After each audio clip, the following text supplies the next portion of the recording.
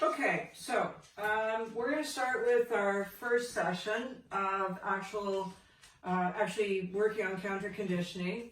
I'm going to make a slight change. I'm not going to be working with clippers with Maddie.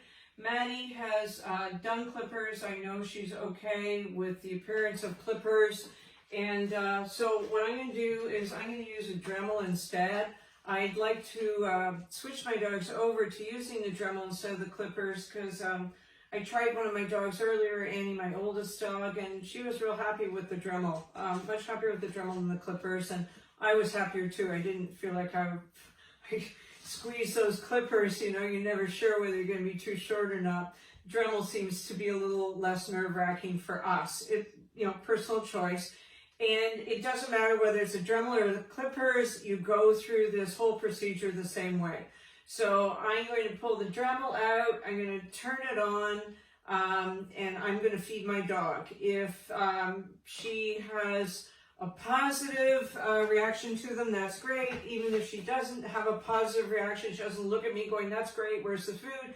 I still have to feed the dog because I'm not rewarding a behavior or not rewarding behavior. I'm creating a positive emotional response. So whenever this Dremel appears, food is going to predict food.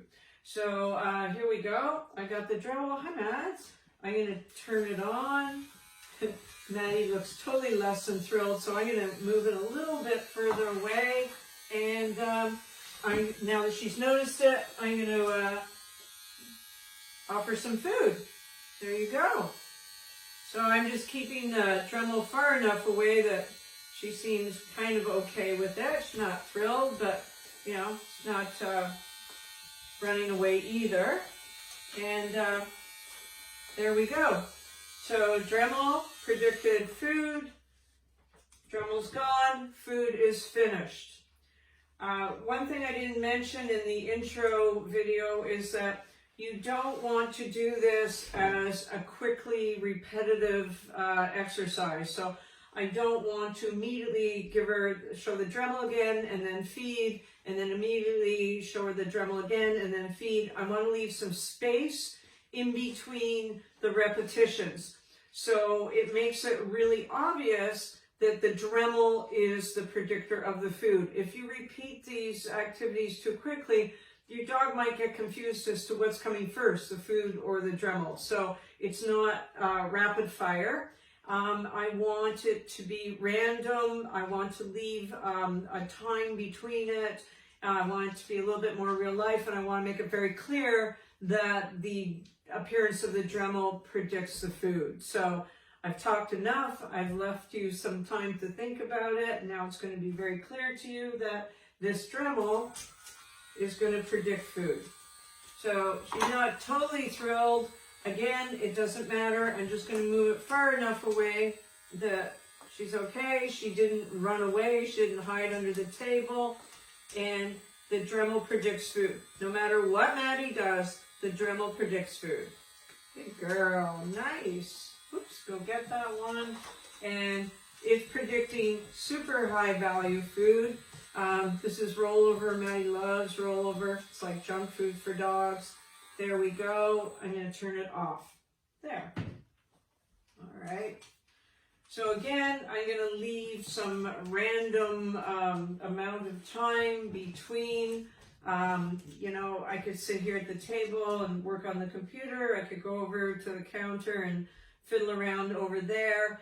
All that matters is that we're leaving time between so that Maddie understands that the Dremel predicts the food. I'm going to repeat this many times. I just want people to totally understand it.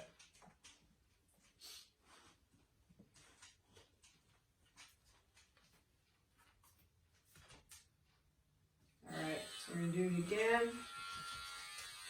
There's the Dremel. Yeah. So she's not, you know, not on top of the Dremel. She's not running over here, but she did look at me that time to see if I was going to be delivering the food. And you can feed your dog directly. You don't have to drop it on the ground. I can feed her. That's a girl. Good girl. Nice. Nice. So the Dremel is going to go off. It's going to disappear. and so is the food. All right, I'm going to do one more of these. Nice goober on the hands. You know, I can sit here, I can talk, I can play on my computer, I can fiddle around. I might go just put this away over here for a minute, just to break it up a little bit. Right, hey Mads, put this over on the counter. That's my girl. Good. There we go. Okay, we're gonna do one more. Hey Maddie. Good girl. So you know, she's not looking ecstatic at this point, but you can tell that as soon as she sees this, she's orienting back to me as if to say, okay, I get it. The dremel's out, where's my food? And, you know, I'm not in a big rush to get this closer to her. I'm holding it far enough away that she's comfortable taking the food. If your dog doesn't take the food, that's a big tip-off that whatever you're doing is too much. With this kind of work, the counter conditioning, the slower you go, the faster you're going to make progress. So don't rush this. Take little tiny incremental steps. Take your time and just, you know, break it down into small tiny steps. You'll make more progress in the long run. So there we go. That was our first session of counter conditioning Maddie to feel good about a Dremel. I think it's a noise more than anything, but that's okay. You know, we do what we do. Okay, thanks, Mads.